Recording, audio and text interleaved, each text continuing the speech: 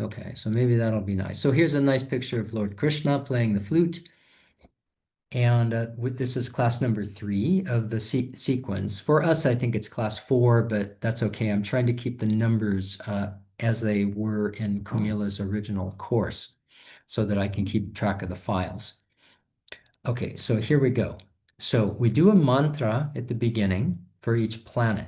And this is man, it means mind or manas. And tra comes from actually the word trai, T-R-A-I, to protect or to free. So a mantra protects or frees the mind through chanting the sacred hymns. And we do a set of mantras at the start of the class, and we'll be adding to this knowledge throughout the course. Okay, so here is a picture of the moon. And today we'll look at the moon. And he's also called Soma. So when I say he, it means the deity is a male. And so Soma is the male, and he's also called Chandra. And so here you see he's like riding this animal, kind of like a white cow or something. So that's like an image of the moon, and he's all white. His body is white, like the moon. And so here's another image of, the moon in a chariot. And another kind of, this is a little bit funny, this one. Okay. And then, so Soma or Chandra are also called Chandrama. And this is a picture from a temple in India where he's, got a lot of fancy clothing and flowers. They worship these images. And another scene from the temple. And you notice he's riding horses. I think he has 10 horses, right? 1, 2, 3, 4, 5, 6, 7, 8, 9, 10. Yeah. So these represent, I believe, the senses. So like the 5 sense organs of action, hands, feet, and so on. And then the 5 of knowledge, which means like the smell and sight, and that kind of thing. So the moon represents the mind, and that means the mind is like the controller of the 10 organs of sense and action.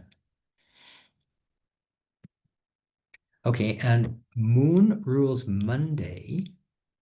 And this is something that's kind of interesting. You see, like even in modern English in the West, in the United States, we call the first day of the week Monday, right? Which represents the moon. And, on through the week, and particularly in the European languages, I know like Spanish and French,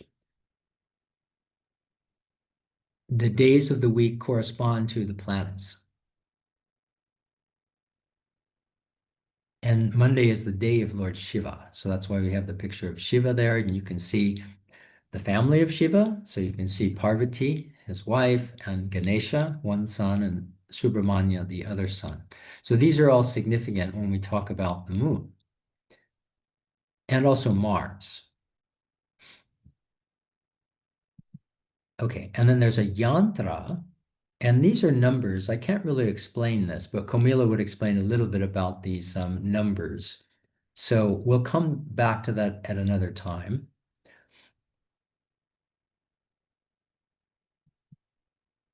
Okay, and then Soma or moon, the Nama mantra means just saying the name of the moon. So it's Om Chandraye Namaha, Om Somaye Namaha. So you can do japa of these mantras. But of course, in the yoga tradition, we recommend that you have your Ishta mantra, which means you choose one mantra and you stick with that. So for meditation, you still stick with the Ishta mantra. But I certainly like to use these mantras when I see a planet in the morning. Okay, and so here's a nice mantra. I don't really know how to pronounce it. It's something like Dadi Shanka Tusharabham Kshirdhanava Sabhavam Namami Sashinam Somam Shampo Mukutta Bhushanam, something like that. But the translation is what's important. So, like white curd, so it means like yogurt, white like snow, who emerged out of the ocean of milk. I chant the name of Sashi, then that's another name of the moon, and Soma, who adorns the crown of Shiva. So they say that the moon is in the hair of Shiva, the crescent moon. It means that Shiva has controlled the mind. So Soma, moon, means the nectar.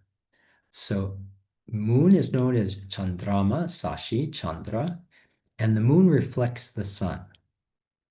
And I don't want to talk too much about astronomy, how the planets move, but just to say that it's interesting to me that the moon is actually, I have to stop the share so I can see you for this.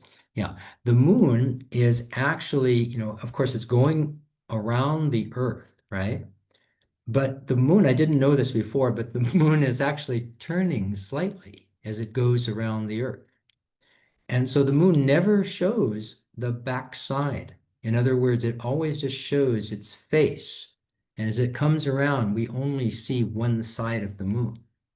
If it were the way I thought it was before, and you would think it would be natural to have this, the moon was stationary. It's not spinning, right? But it's going around. And so, of course, we would see all sides of the moon, right? But the moon is known as being secretive.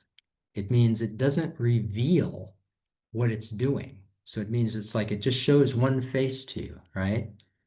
And if you think about it, the timing of that spin of the moon has to be just perfect, that it actually makes one rotation as it goes around the Earth, right? So it's a very unusual phenomenon of the moon. And what they say in the yoga tradition is that the mind is very secretive. It means it has a lot of things going on that you don't know about. We call that the subconscious.